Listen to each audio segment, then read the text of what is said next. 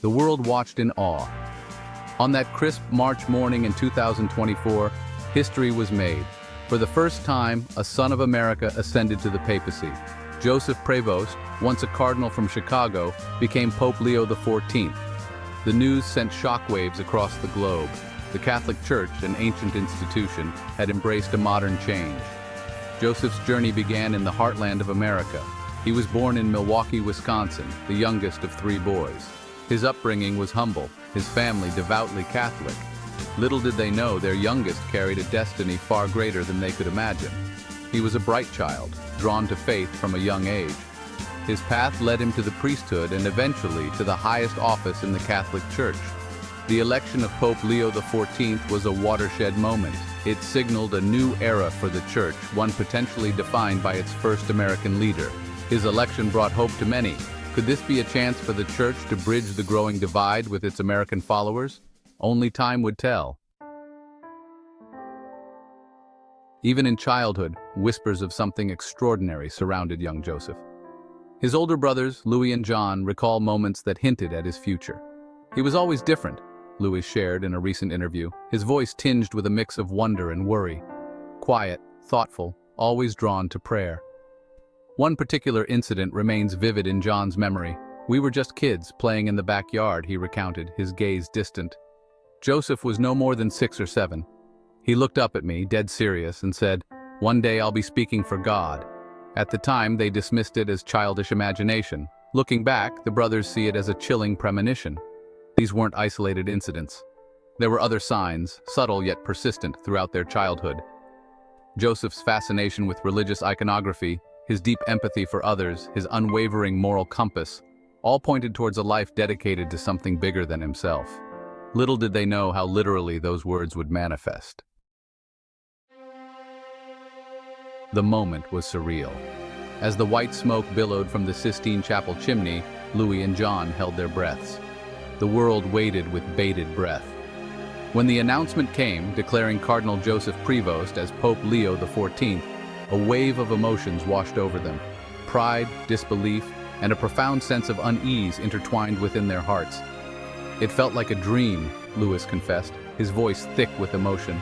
"One minute he was our Joey, the little brother we teased mercilessly, and the next, he was the Holy Father."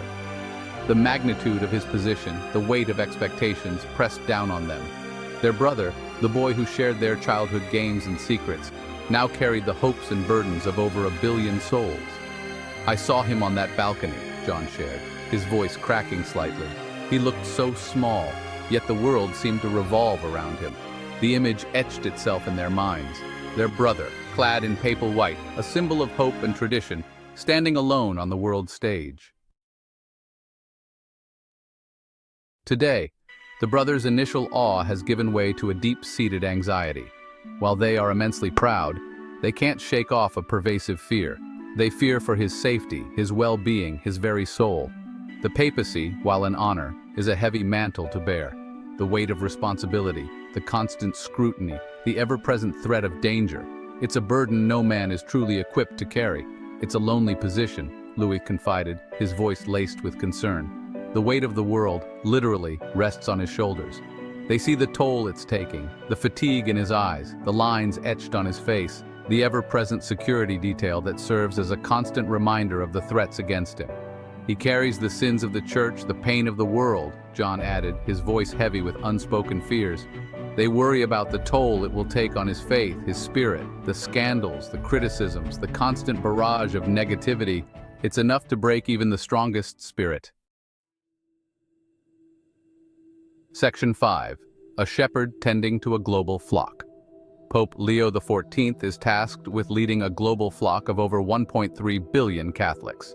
His responsibilities are immense, ranging from interpreting religious doctrine to addressing social issues to guiding the Church through an ever-changing world.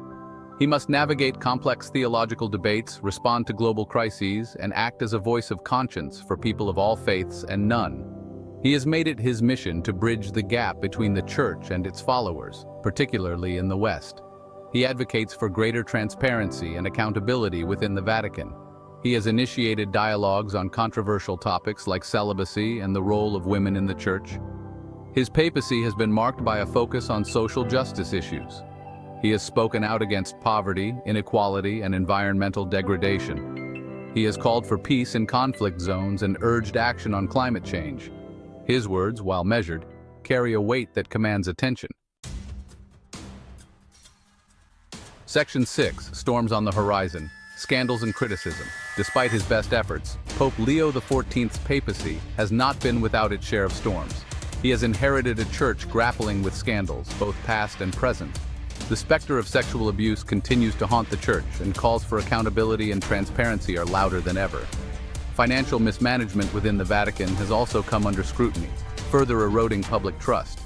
His progressive stance on certain issues has drawn criticism from conservative factions within the church. His openness to dialogue, his willingness to consider change, has been perceived as a threat to tradition. He is accused of being too liberal, too accommodating to the secular world. The media, too, plays a role in shaping the narrative. Every move is scrutinized, every word dissected. The pressure is immense, the scrutiny relentless.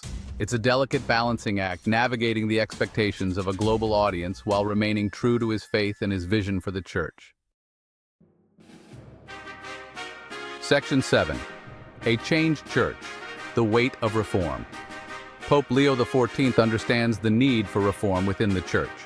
He knows that change is not an option, but a necessity if the church is to remain relevant in the 21st century. He has spoken openly about the need for greater transparency, accountability, and dialogue. He has initiated reforms within the Vatican bureaucracy and called for a more inclusive church, one that welcomes those on the margins. However, he also recognizes the need for balance. He is a man of deep faith, and he believes in the fundamental teachings of the Catholic Church. He is not seeking to dismantle tradition, but to revitalize it, to make it relevant to the modern world. The path to reform is fraught with challenges. He faces resistance from within the church, from those who fear change and cling to tradition. He also faces skepticism from those outside the church, who doubt the sincerity of his efforts. Section 8. The World Watches, Mixed Reactions and Uncertain Futures. The world watches Pope Leo the Fourteenth with a mixture of hope and skepticism. His election was a watershed moment, a sign that the church was willing to embrace change. His pronouncements on social justice issues have resonated with many, both within and outside the church. His efforts to address the scandals that have plagued the church have been welcomed, albeit cautiously. However, there are also those who remain unconvinced. They see his reforms as too little, too late. They doubt his ability to truly change an institution as entrenched as the Catholic Church.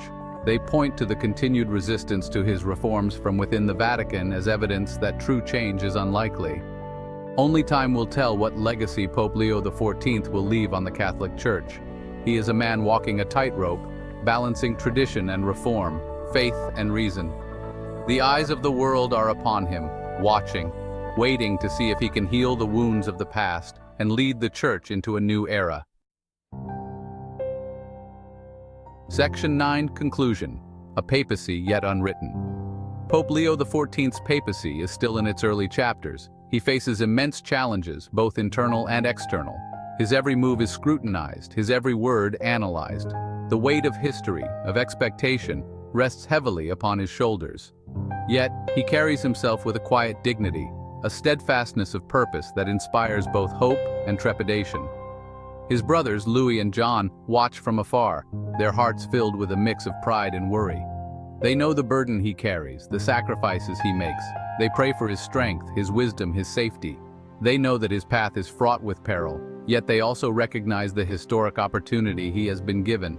The world waits with bated breath, watching as this American Pope navigates the complexities of his office. His papacy is a story yet unwritten, a journey still unfolding. Only time will tell what legacy he will leave.